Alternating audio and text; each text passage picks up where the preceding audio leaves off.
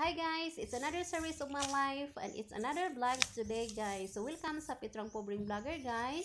So today is my harvest day guys. So murag magbinisaya na lang ko guys kay murag lisod mag-in-English oy nya bisdak kay kung dako no.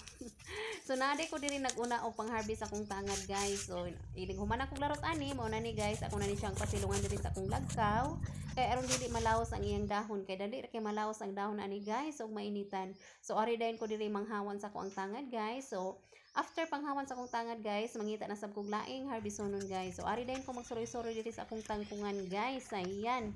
Kay magsuroy-suroy sa ko diri kay hindi pa man ni ma-harvest akong tangkong, yan naman koy kulikot naka-insert diri. So mao ni ako asa ning suroy-suroy yon kay first harvest pa man ni sa akong kulikot nung di pa kayo daghan og hinog guys.